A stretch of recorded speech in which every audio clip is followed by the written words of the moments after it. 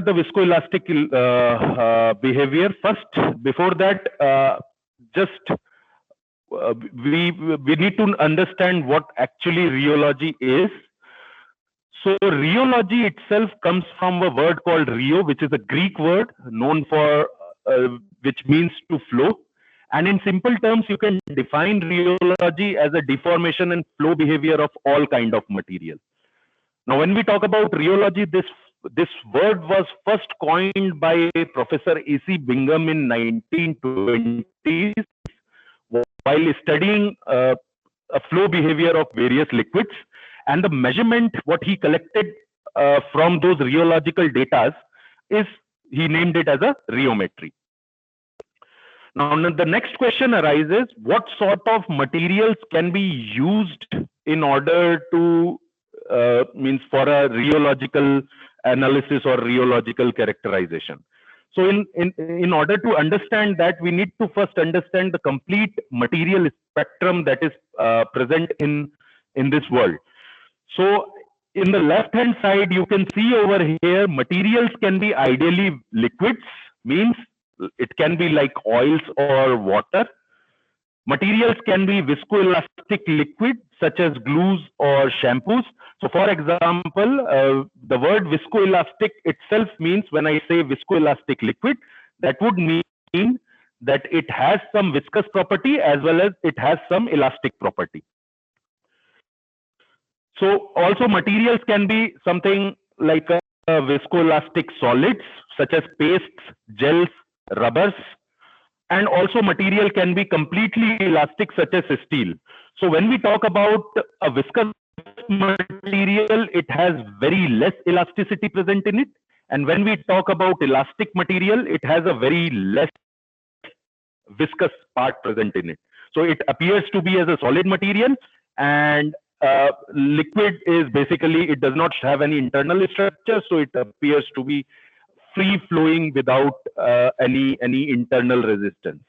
In between, viscoelastic liquids as well as viscoelastic solids do possess some sort of internal structure that resists them to freely flow.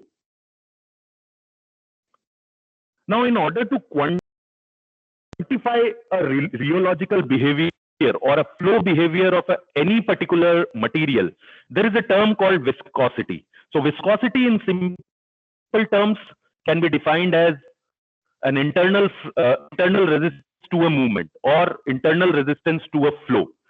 So basically, when we talk about viscosity, it is dependent upon basic three parameters. First one is the internal structure, which is definitely the structure inside. So for example, if you have a solid material, it has much more stronger internal structure. Thus, it will have a higher resistance to flow. That would mean it will have a high value of viscosity. Same way, viscosity is also dependent upon the ambient condition. For example, in case if you increase the temperature or in case if you vary the pressure, the viscosity would change. And the third one is an external force. In case if there is any sort of outside force acting on the material, the viscosity will change.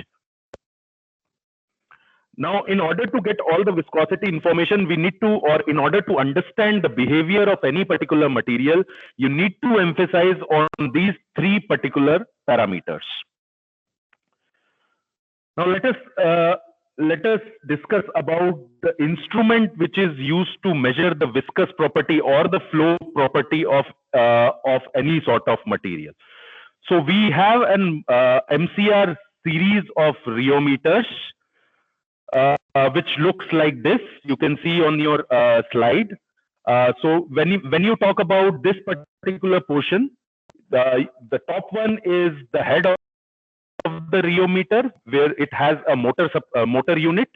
What we are using over here is an EC motor, that is a synchronous motor, which gives you a linear relationship between the torque and the deformation what you are using, and also do not have an heating effect. You can see over here, we actually are loading the sample on this stage. This is a temperature control unit, and the deformation is provided by different sort of geometries what we have in our as an accessories.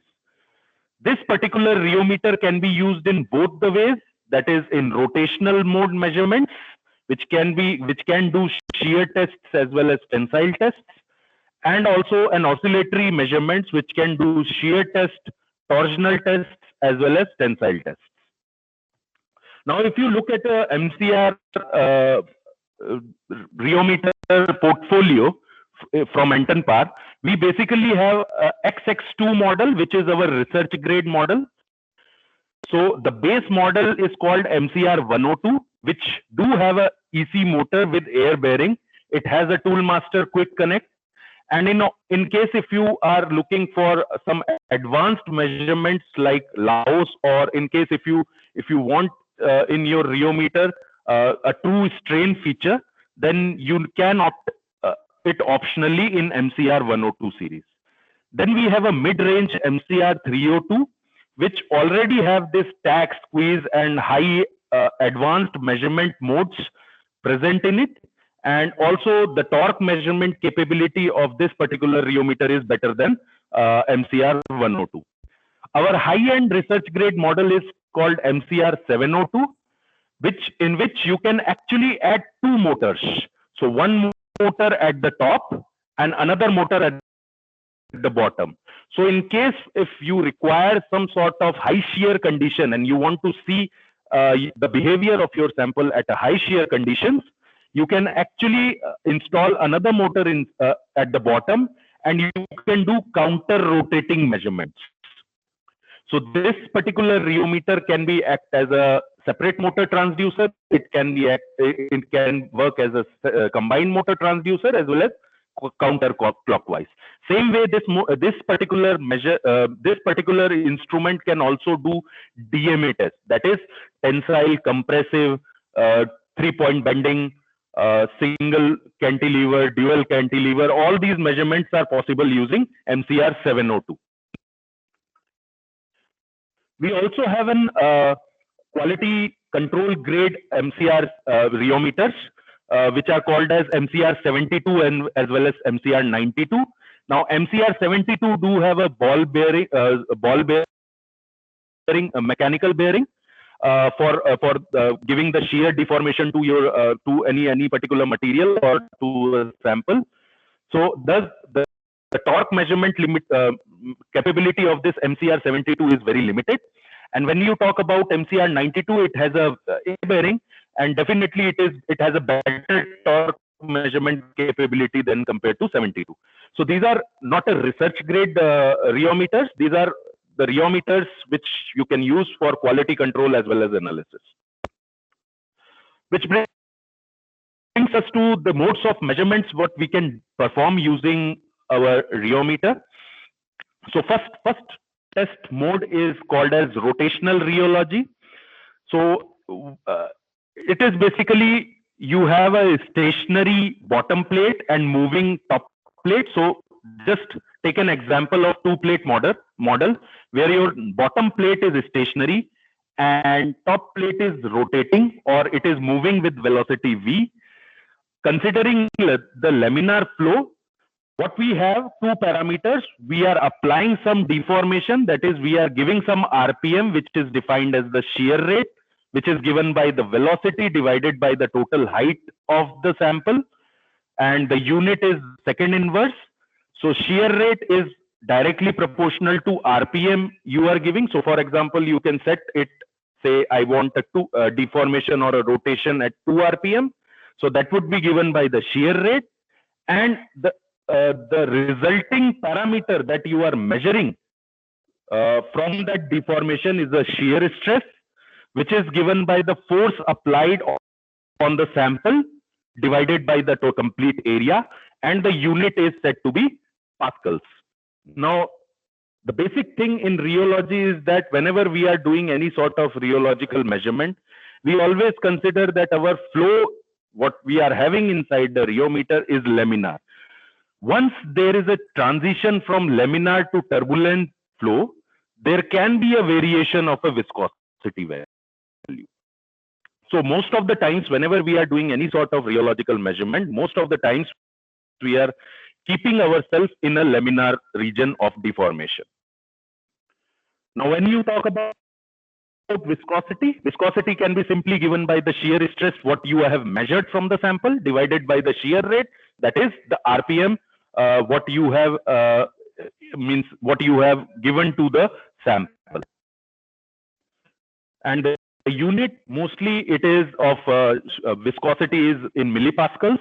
Also, in some cases, users may refer to as a centipoise. So 1 centipoise is equivalent to 1 millipascal second. Now, what can you get from rotational measurements? So usually you can get a complete flow behavior of your material. So you can determine whether your sample is ideally viscous, that is Newtonian in nature. That means the viscosity does not changes with the RPM or the shear rate. You can determine whether it is shear thinning in nature. That means the viscosity is decreasing with respect to different shear rates, or it is showing a shear thickening behavior. That means the viscosity it is increasing with respect to different shear rates. So whenever we are talking about materials, especially pharma material or a petroleum industry, mostly we are dealing with shear thinning type of materials. So where it is really very important to determine the behavior of that particular material or the viscosity of that material at a higher shear rates. You can also determine a yield point, which is definitely important in case if you are dealing with any particular shear thinning type of material, and which can be defined as the minimum stress required material to flow. And also means these type of studies are very useful in high shear applications. So for example, if you want to pump one particular material from one place to another place, that require a very high shearing. So most of the times those type of application do have lot of high shear associated with them. And in order to know the viscosity of that material for any sort of pumping, you need to understand the behavior of that material at a high shear conditions. This is one of an example of a polymer solution where you can see a different two type of polymer solutions, where polymer P1 has a plateau and then it is decreasing, means it is showing a typical shear thinning behavior. Also P2 is also showing some typical shear thinning behavior, and this plateau means the low shear conditions is giving you some idea about a zero shear viscosity, and from that zero shear viscosity you can determine the molar mass of these polymers. So in order to get a molar mass, you can use an Hawking's equation, and from that equation you can actually determine the molecular mass, and also the slope of this curve or the shear thinning curve would give you an information about the molecular mass distribution. So for example, if you have a branched polymer, the slope would always be greater than compared to a linear chain polymer. So these type of relationships you can get out of get from this flow behavior of any particular polymer solutions. So in this case, for example, you can see that P1 has a higher molecular mass than P2 because the magnitude of P1 is greater than P2. Same way, you can also perform a temperature dependent behavior in rotation. So this is a typical example of a crude oil where you can exactly determine the cloud point as well as pour point of that particular crude. So you can see over here. So if I consider it, consider moving means like having a temperature ramp study on my crude oil from say 20 degrees to say 60 degrees. 0.1 inflation bending 0.1 can give me an information about the cloud point, although bending 0.2 as well as bending 0.3 can give me an information about the pour point. So you can exactly determine at which particular temperature there is some sort of change in viscosity, and through that viscosity information, you can directly correlate it with the pour point and the cloud point of a crude oil. Another sort of tests what you can perform is an oscillatory tests using MCR rheometer. So in oscillatory test, it is similar to the rotational test. Only the difference is that in this case, we are not rotating our upper geometry onto the sample. We are displacing it up to a certain distance. So again, considering a two-plate model, you have a fixed lower plate, you have a moving upper plate for some displacement S, and the sample is filled in between these two plates. So the shear stress what you are getting would be defined from the force applied on the upper plate divided by the area, and the unit which is given is in pascals. And the strain, here we are not talking about shear rate, we are talking about strains, which is given by the displacement what you have given to the upper plate, that is given by S divided by the H. And it is a dimensionless quantity, so that's why most of the times strain is represented as a percentage. So in this case, in this type of experiments, we can either control the stress, measure the strain, or also we can control the strain and measure the stress. So most of the times when we talk about oscillatory tests, we can consider them as a sinusoidal wave. So what you have is a sinusoidal deformation, what you are giving to your sample, given by gamma A. And in result, you are taking a sample response, which is also in the sine wave form, which is giving you the stress given by tau A. When we talk about modulus, that is the stiffness present in the material, it can be given as the shear stress divided by the shear strain you are giving, the deformation what you are giving to the sample. Now, this particular complex modulus or complex can be divided as G prime. One is called as storage elastic material, means how your material is, and the loss modulus, which is given by G double prime, which gives you tendency to flow. So when we talk about viscoelastic material, as I have mentioned, you have both viscous effect as well as you have an elastic effect. Both these elastic as well as viscous effect can be separately characterized by G prime and G double prime, where G prime is the elastic effect, G double prime is a viscous effect. So then when we consider an oscillatory test, so we are giving some deformation in the form of sinusoidal wave, and we are in result we are getting some stress. Now that stress, the lag or the phase shift angle would be dependent upon the material itself.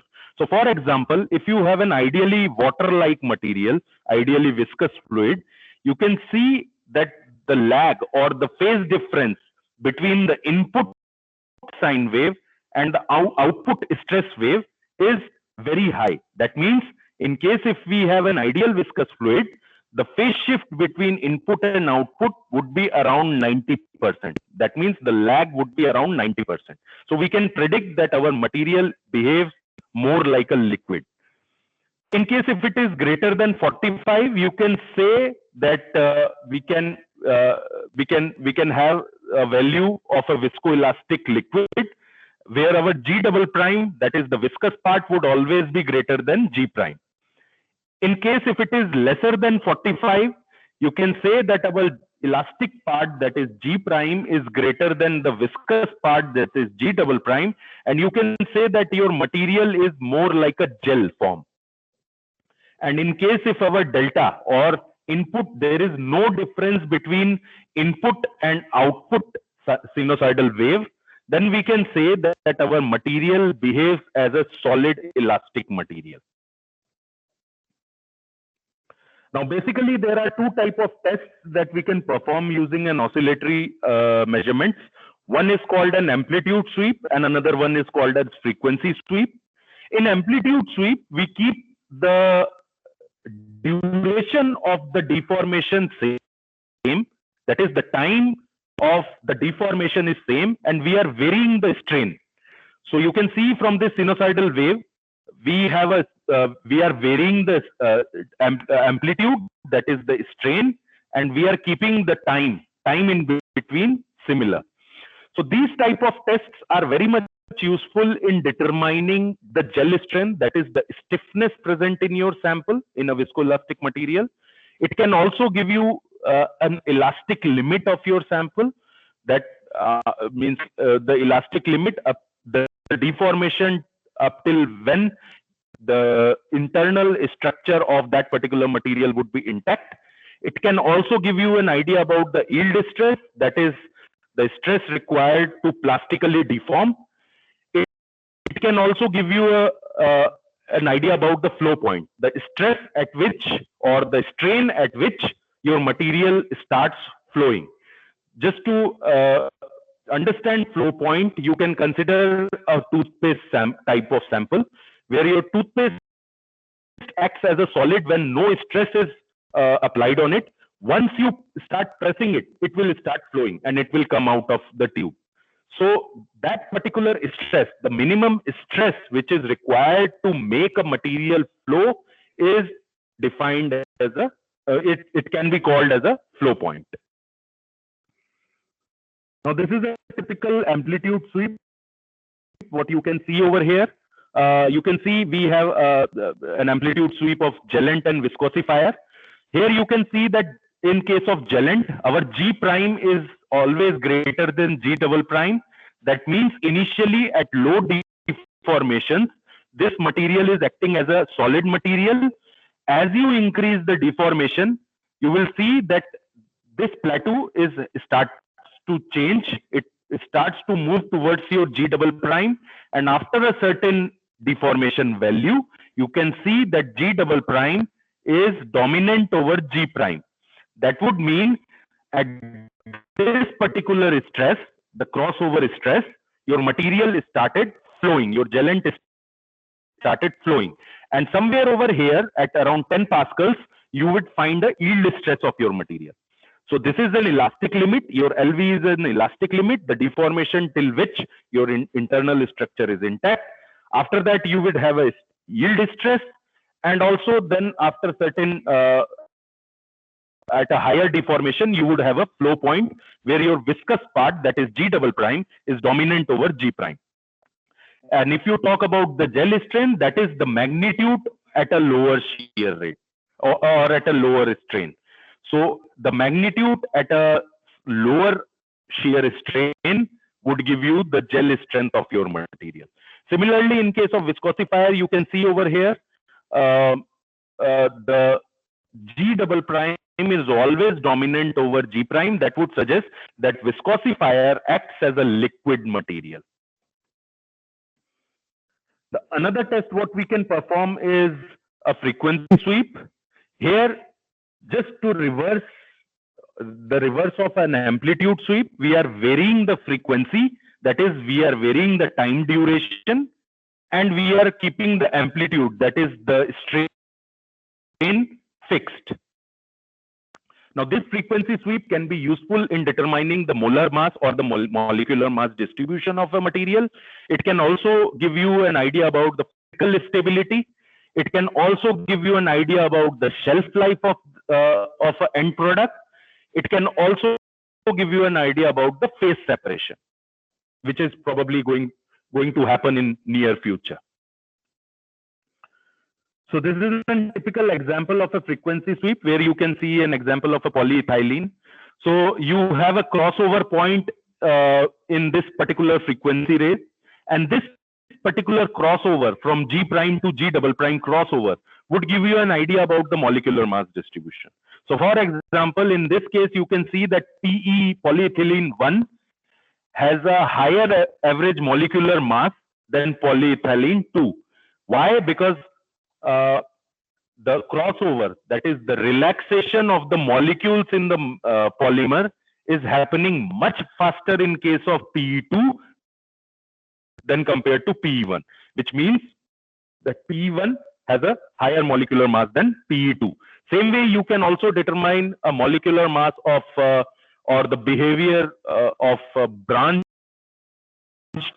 molecular chain, or in case if you have some sort of polydispersity in a molecule. So you can actually determine all these characteristics from the frequency sweep. Another example is for cross-linked and uncross-linked polymers. You can see that in case of this red graph, PEL, G prime is always dominant over G double prime, which is a typical characteristics of cross-linked polymer. And in case of PEU, after a certain time, G double prime is greater than G prime, which is definitely a behavior of an uncross-linked polymer. So you can also determine a degree of cross-linking using this particular frequency sweep.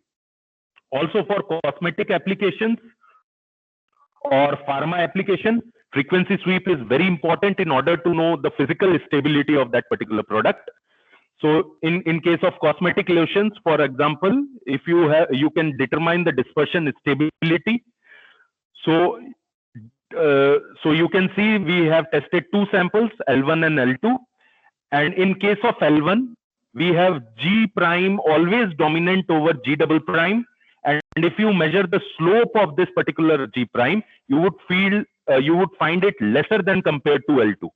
So when I take a slope of this G prime of L2, that is represented as a blue curve, it would be higher than that of L1, which shows that L1 is much more stable compared to L2. So by looking at the characteristic of this G prime curve, you can actually determine the physical stability, and also you can predict the shelf life or compare the shelf life of different products.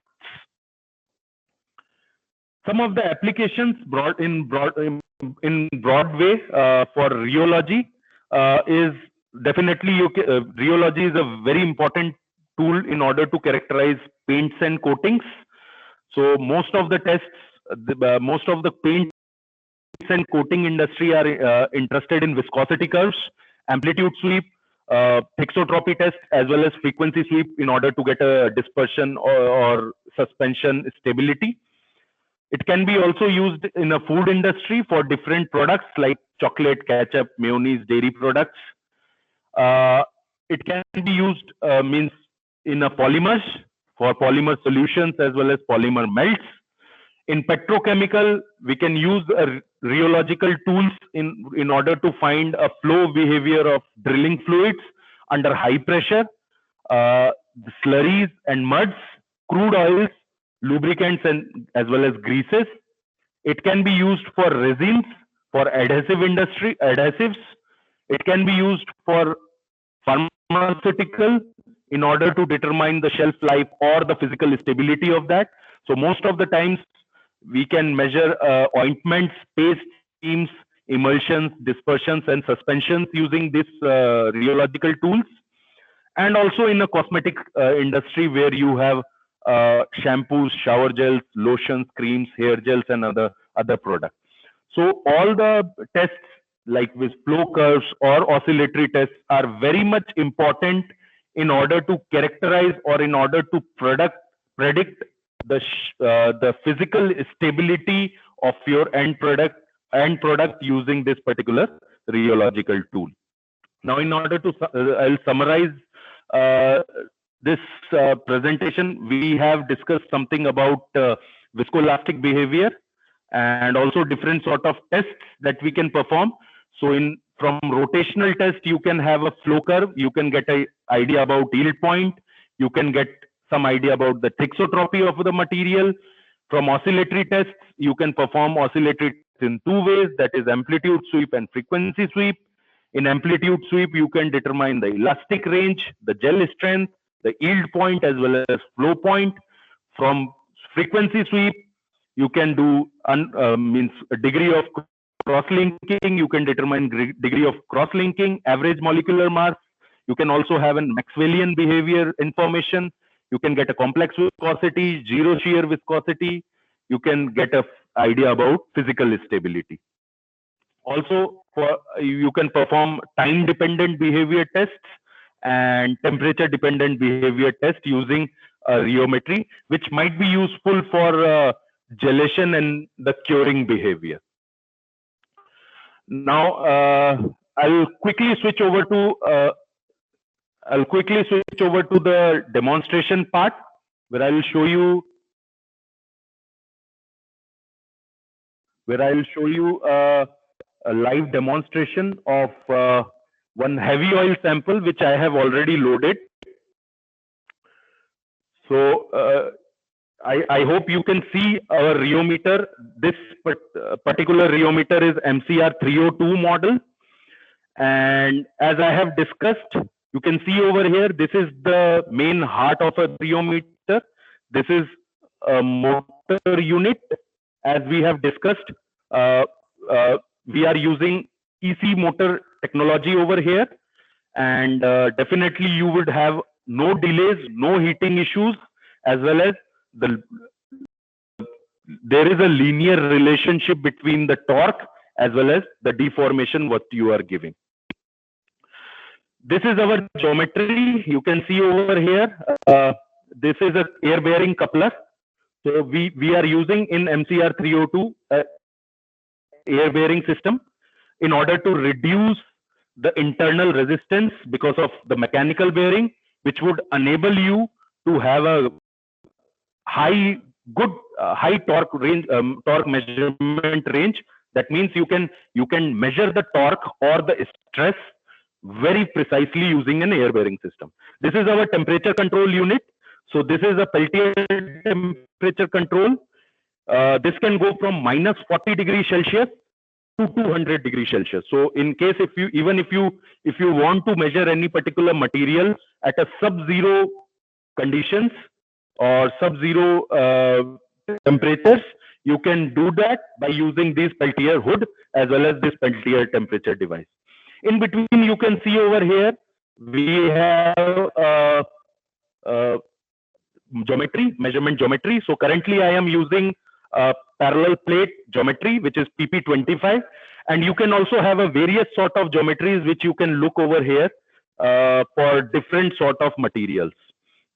And also we have a different temperature units. As you can see, one is our pressure cell. So in case, especially in case of drilling fluids, for example, if you want to measure a rheological behavior of any drilling fluid at a higher pressures, we can definitely go up to 1000 bars of pressure using these type of accessories. So let me come to the software part now. So as you can see the software, I have, yeah. So I think you can see the software. This is our Rheo Compass software. In order to measure any particular material, and when I say any, even solid material. So if you have a steel and you want to check flow behavior of that steel under different temperatures, starting from an ambient temperature, you can do it using this particular software. So when you look at this software, you have a My App page where you can see lot of inbuilt test templates. So you can do different tests using these test templates. And in addition to that, in case if you want to design your own experiment, you can also design your own experiment by using these empty projects. But most of the times when we talk about rheological measurement, all the possible templates are already included in this software. So for example, right now we are testing a heavy oil. So what we want is to test a flow behavior of a heavy oil sample. So we can see over here a viscosity and flow curve. So we will click on that. So I have already clicked on it and we can open the project.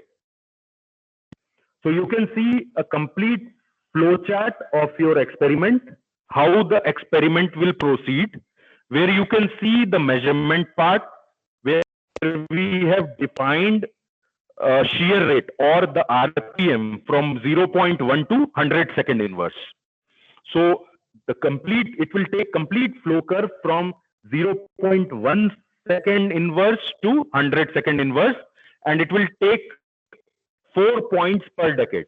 Now, in case if you want to go to further high shear rates, you can simply change from here and definitely uh, get a higher shear rate results for your sample.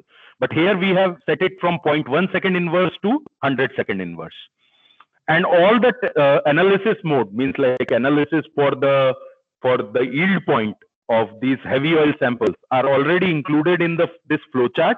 So after the measurement, it will automatically analyze and give you the yield point result in the report. So in order to start the test, I have already loaded the sample. I'll just click on start. I'll name it. I'll name the test.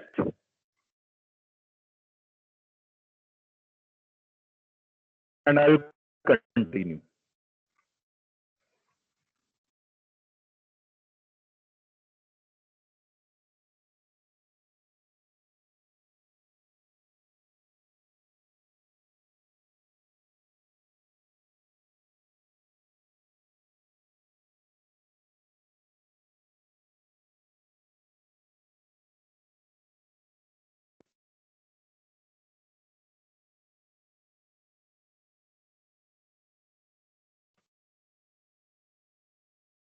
So the first point, as you can means see, the unit of the shear rate is second inverse.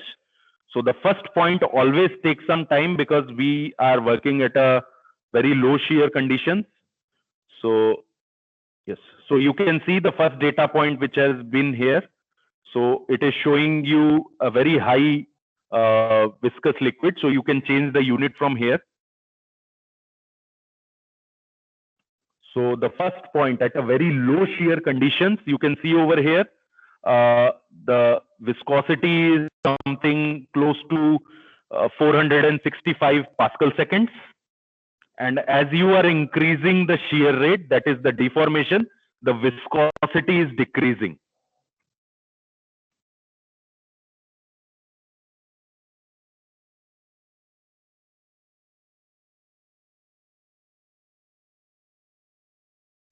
And this is here you can see on the left hand side, you can see the shear stress versus shear rate.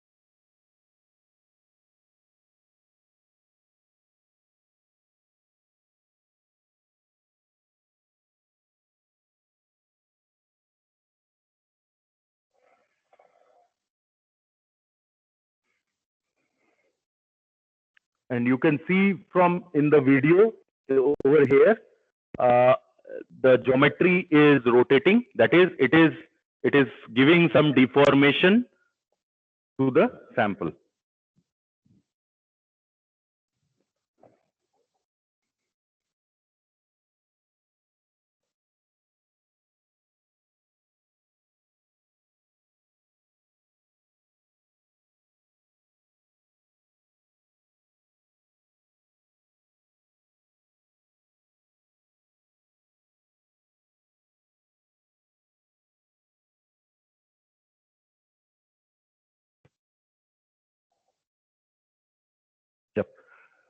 So the test is done. So the report will automatically be generated. So report has been generated. And when you look at the diagram, the viscosity curve over here, you can see that in x-axis, we have a shear rate, that is the deformation or the RPM what you are giving. So it is, we are varying it from 0.1 to 100 second inverse. And on the y-axis, you have a viscosity. Now, whenever we talk about a flow curve, we always talk about low shear conditions as well as high shear conditions. So in order to understand the application of these low shear and high shear conditions, you can always imagine that at a low shear condition, it is something which is related to your storage condition. So for example, you have some sort of oil, or you have, say, heavy oil, or any say paint sample or any other sample, and you want to determine what would be the characteristic, what would be the stability, how the stability would be at a storage condition of my product. So in that case, of course, you always need to look at a lower shear condition, because lower shear condition actually will tell when you are keeping your product in, say, some sort of drum or in a container, how the behavior, what would be the viscosity of that material at that particular time.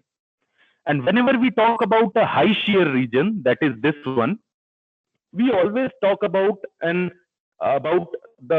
desired application, what it is going to be used for.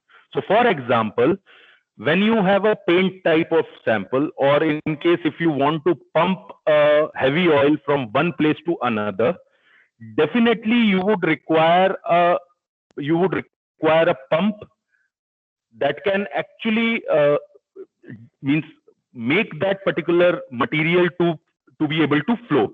So in that case, definitely your pump designing should be as such that at a required shear stress, it should have a minimum viscosity. In case if I am talking about, say, any sort of heavy oils in order to pump it, in case if it is my pump is not generating enough amount of shear, then probably there can be some clogging issues or some blockage which might affect your flow. So in order to know that, or in case, for example, in case of paint industry, when you are applying a paint on a wall, definitely you require a lot of shear. So you are either brushing it by hand or by any machine. That particular application requires a very high shear rates. So in those cases, high shear rate viscosity is very important. So you need to properly correlate the viscosity of that particular product at higher shear rates, and accordingly design your product as well as your pump for a smooth smooth flow of applications. Now, in this particular report, you can also get information about yield point of your material. So, for example, in this case, so currently what we have done is an Herschel-Bulkley approximation. So in this particular mathematical model might not be suitable for this type of material. So you can always select another mathematical models and accordingly get the yield point of your material. So for example, you can select, say, Bingham. Let us check this. Yeah, and you can easily get the yield point of your material. Means this much amount of stress is required in order to make it flow. So this is something what you can determine from a flow curve. In addition to that, you have multiple number of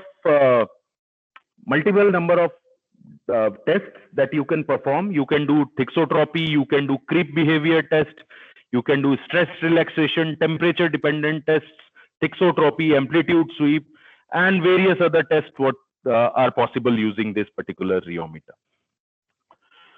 So that is it for me. Hope I am I am means like on my time. So can you means like in case if you have any questions, you are most welcome to ask. Thank you very much, Dr. Orlov, for this really interesting presentation. And thank you all for attending the interesting session. And we are now open for your questions. If you have any question, you can raise your hand and talk, or you can type in the chat box. And after we answer your questions, I will put the link of the objective quiz. It's 5 MCQ questions that you can answer to guarantee your attendance. So, anybody have a question?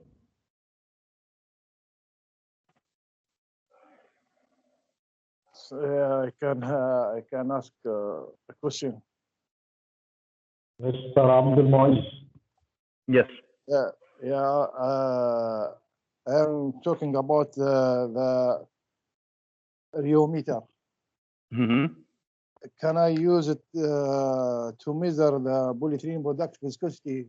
It's useful for me for the laboratory. Which viscosity? Polyethylene product. Yes, you can do the polyethylene viscosity. You can also do molecular mass. You can also get an idea about a molecular mass. And also, in case if you want to know the complete molecular mass distribution, you can do that. Even if you are working with some sort of polymer blends, you can actually get an information whether your molecular mass distribution is monomodal or bimodal, and definitely you can also get an information about the branched molecular chains. You can also get to know whether your molecular mass distribution is narrow or it is wider, so depending upon branching and all those things.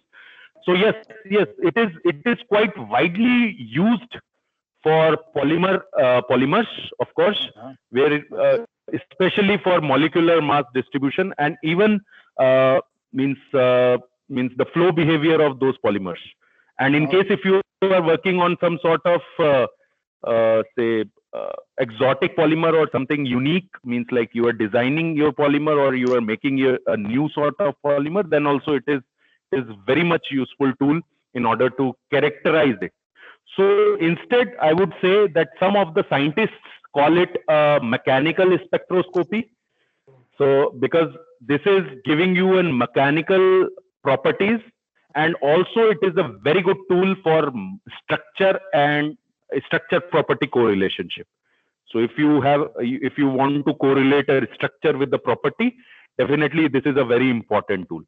Now there is a separate lot of things that you can determine from this particular rheometer. So I have not covered everything because we have a very short period of time for presentation. So yeah, but yeah, you can of course get back to me. I can share you some application notes regarding that. Okay, thank you very much. Thank you. Yep. Thank you, Dr. Orlov, for your answer, and thank you, Mr. Ahmad, for your question. And I need to add that if you want to measure a sample, we can handle it, and we can send the report to you so that you can get an idea about the instruments and the parameters that you can get from it. So if you want to measure a sample, just contact me private, and we can handle it. And for sure, Dr. Orlov can help us on it. Yes, sure. So yeah, you all can send. You can provide your samples to Mr. Mohammed. He can send it over to here, and I would be very happy to help you all with the initial reports, or then you can probably analyze, means like see the capabilities of this instrument. Yes. Thank you so much. Any other questions? No, thank you. Thank you very much. Okay, you are welcome. Okay, so I think that's it. We don't have any further questions. So in case if you have any questions, you can either contact Mr. Mohammed or you can get back to me on this mail ID. So I would be more than happy to answer any of your queries regarding any of the applications that is there. Yeah. Thank you very much, Dr. Arnaud. Okay. Thank you. Thank you for being here, and thank you all the participants. Yeah. And please don't forget, all participants, don't forget to answer the 5 MCQ questions. I have write the link in the chat box. Please click on the link and answer the 5 questions, and then you will get your attendance. Thank you so much for attending, and thank you, Dr. Arnaud. And thank you very much. Thank you very much. Thank you. Okay. You are welcome.